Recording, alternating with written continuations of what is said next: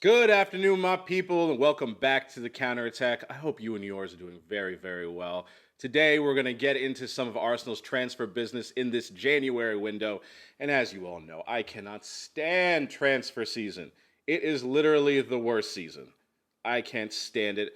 But lots of stuff going on. And the big news today, or for our window this January, was Pierre-Emerick Aubameyang has left the Arsenal. He's off to Barcelona. Arsenal actually canceled his contract, and he signed a three and a half year deal with Barcelona Football Club. So his time at Arsenal has come to an end, and I think it's important to reconcile a big player's legacy when they leave a club like ours. What was promised between what was delivered. So we're going to get into that today. Aubameyang arrived at the Arsenal to some really big fanfare. I don't know if all of you remember, but we had bought Lacazette in the summer, and then in January we splashed the cash, £57 million on Aubameyang. He came over to us from Borussia Dortmund, and we were hurting for a striker at the time. I don't know if you guys remember the 15-16 season, but that's the year that we finished in second place, right behind that Cinderella story that was Leicester City. Really should have been our year that year.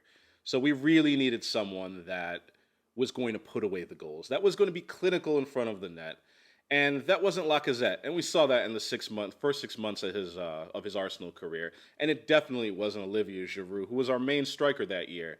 I believe there were so many chances that Mesut Ozil, Santi Cazorla, and Aaron Ramsey set up for him, and his goals just dried up after the new year, and it really, really hurt us in that title race, and it killed us. So we really needed a clinical striker, and for 2 seasons, Aubameyang was amazing. The first season he comes in, it's January. He only scored 10 goals that season, so not a huge return. But the next 2 seasons, this man banged in 60 goals across all competitions for 2 years.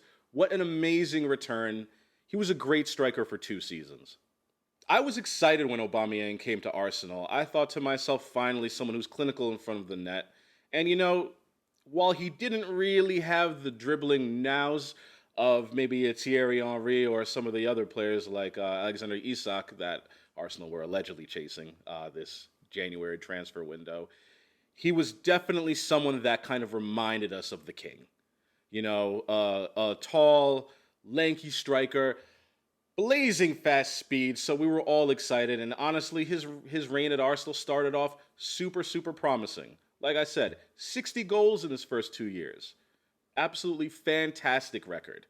And honestly, we needed someone up front. Lacazette was not cutting it for the type of game that Emery wanted to play, and his goals were a huge part of our deep runs in the Europa League and trying to get back into the Champions League. Ultimately, that didn't happen, but during those first 2 seasons, I don't know if we could really blame him for anything. He was a top striker.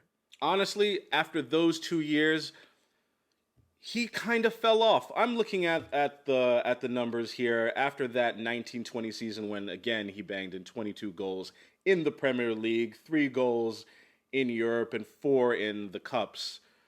After that year, he only scored 10 goals last year, and this year only got 4. And yes, he's left in January, but still, you can see just a dramatic fall off in productivity. And some of it, yes, you can attribute to manager change. You can attribute it to the lack of goal scoring chances from midfield. Obviously, this is around the time that Mesut Ozil was, a bit banished by Emery and then again by Mikel Arteta. But there's no denying it.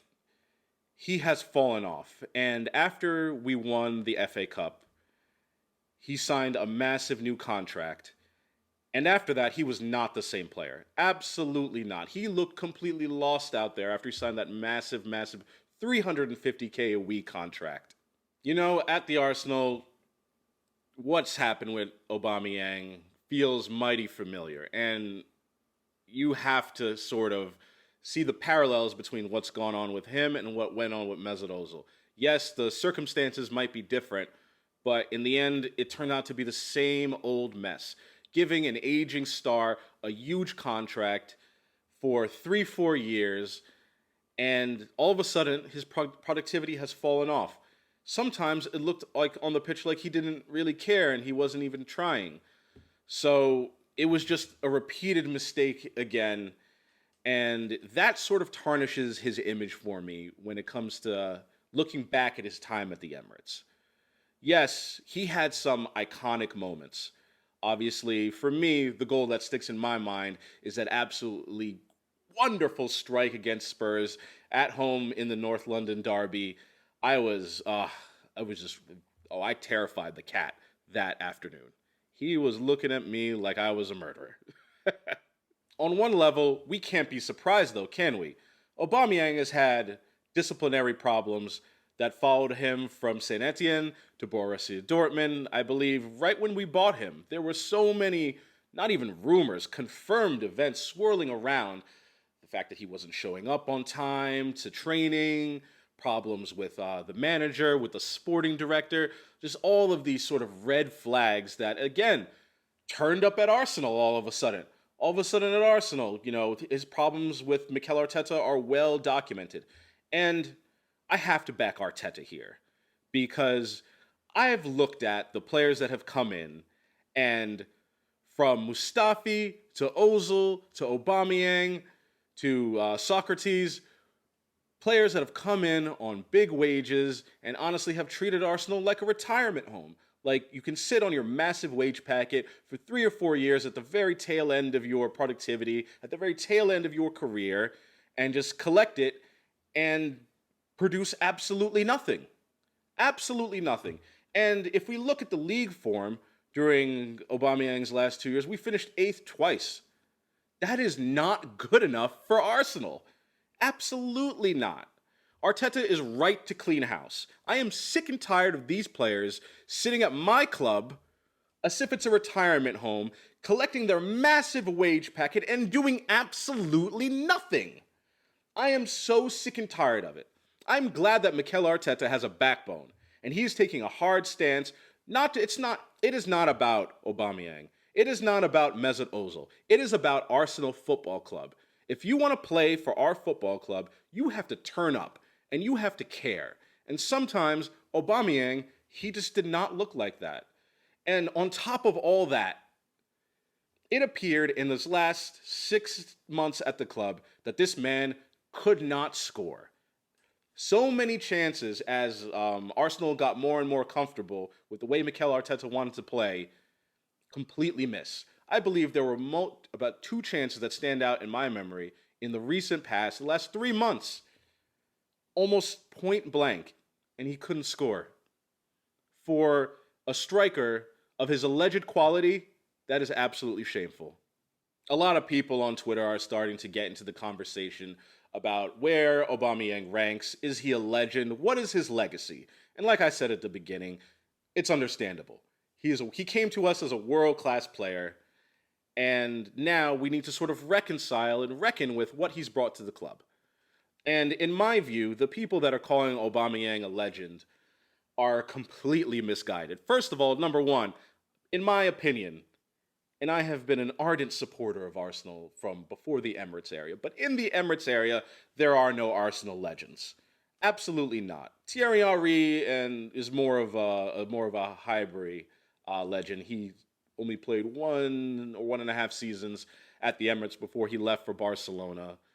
Aubameyang is more up there with Alexis Sanchez and Mesut Ozil. Excellent players who really had a good 2-3 year span that really, really made us dream. It made us think that Arsenal Football Club could achieve the top awards with them. But inevitably, they fell away. In my view, you have to win league titles and go deep into the Champions League to be considered an Arsenal legend. An Arsenal legend is Tony Adams. An Arsenal legend is Patrick Vieira. An Arsenal legend is Thierry Henry. Aubameyang, he is not an Arsenal legend. He was a good player for 2 or 3 seasons, and that's all. We're going to finish off today with some of Arsenal's transfer business in this January window. And honestly, there's not too much to speak of. It was almost all outgoings. We had Ainsley Maitland-Niles. He's gone on loan to Roma. Sead Kolasinac, Sead. I can't believe he lasted long at Arsenal, but he's had his contract terminated and he's off to Marseille, joining Guendouzi and Saliba down there on the south coast of France. Callum Chambers, a little bit of a surprise there, sold to Aston Villa. Pablo Mari, he's gone on loan to Serie A with Udinese. And of course, what this entire video was all about, Aubameyang, contract terminated. He's got a new 3-year deal with Barcelona. Incomings, kind of two people you've never really heard of. Austin Trusty, bought from the MLS, my fellow American. Bought from the Colorado Rapids. He's expected to join Arsenal in the summer, and I think he'll be loaned out almost immediately to probably a lower league.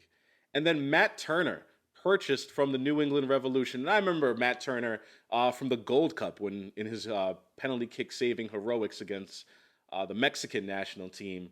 He's going to join us in the summer, so not too much incoming business. And I think this just shows how much KSE backs Mikel Arteta and Adu.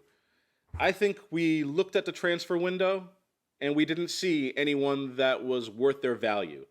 And we know this because that's what's come out from The Athletic about Alexander Isak.